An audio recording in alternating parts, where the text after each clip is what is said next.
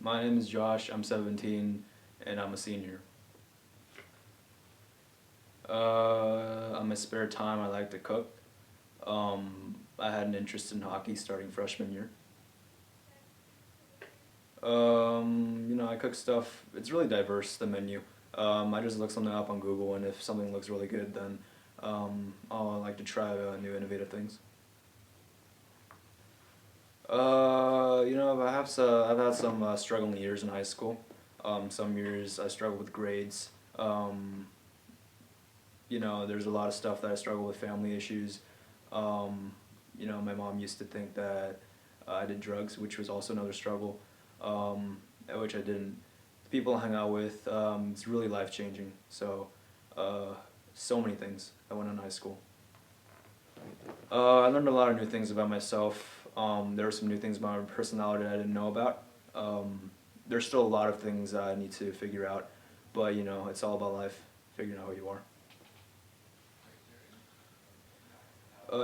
High school is a place for everyone, even if they may not fit in. It's still a place where you can really find yourself before you go to college. And I really encourage everyone to not drop out of high school and go through all 4 years so that you can figure out who you are and you can be proud of something. If you finish high school, then that's a really good achieve. That's a really big achievement, and no one should be ashamed of only finishing high school and not going to college because it's, it's not that bad.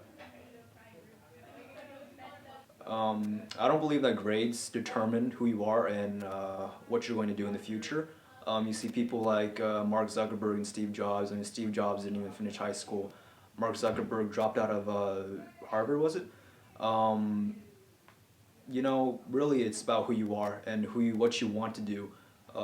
Grades, yeah, grades do matter because they help you reach persistency in what you do, and so that you are successful in whatever you do because you put in effort.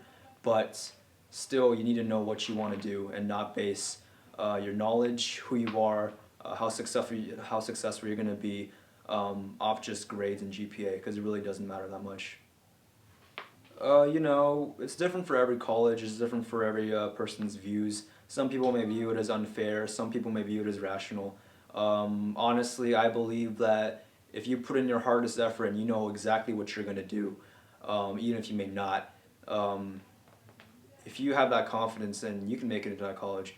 But still, there are requirements for every college, and I believe that every college, the requirements are based off how much work they do at the college, um, how many opportunities you're going to have from from having that certain degree from that certain college. So I don't think it's unfair, but I don't think it's fair, if that makes sense.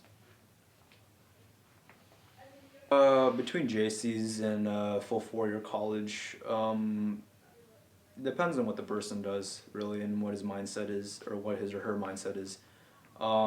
Really, if you know what you're going to do and you know exactly what college you're going to go to and what you're going to major in, then yeah, go to the 4 year college and start from there. But if you don't know what you want to do, or if you have other issues, and you want to go to JC, that's totally fine. I don't have anything against that, really. But going to a JC does mean that you're going to have to figure out what you're going to do in the future, and it's going to be a longer road than those who go to a full 4 year college. My family is really accepting actually. They're not the typical, strict Asian family. They're really passive. They seem to accept and they seem to tolerate a lot of things. They're weird. They are. They don't tolerate a lot of weird things that other people are allowed to do. But really, um, I'm thankful for having a strange family like this because really you don't. My family doesn't really. They don't really expect much. They expect that I enjoy what I do, and that I'm successful at it. So, you know, I'm thankful for that. Expectations from families. Some families stricter than others. I have this one friend whose family seems to tolerate a lot but expects a lot in return. So it differs really on their parenting. Uh, yeah, I kind of find it a little bit lonely at my house, mainly because it's so quiet. My family, they don't go out much. We don't do as many things as other families do. But, maybe that's because I'm just not creative enough. But I can honestly say that there is stuff to do at my house. I just don't, you know, I just can't find it.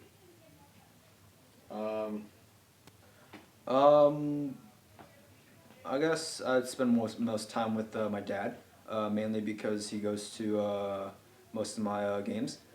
Um, I've had a lot of bonding time with my dad because he's really encouraging. I'm not saying my mom's not encouraging, but I'm saying that my dad has some really wise words. Same with my sister and my dad. So really, uh, but in the end, really, all the time that I spend with my family is real leveled out equally. Yeah, I've learned a lot from my dad actually. When he was in high school, he went through a similar phase that I just went through. So it's easier to connect. My dad has a lot of encouraging words, and whatever he says, I don't take it for granted. It's really encouraging. To the people who are hmm, okay. To the people who are unreasonably judged, the only thing I can say is just fight through it. Life's unfair. You're gonna go through it. Everyone's gonna go through it once in their life, at least once. So even if that happens, ignore it and see what you can do to resolve the problem because it already happened. You're not gonna take it back. Nothing's gonna happen to fix it.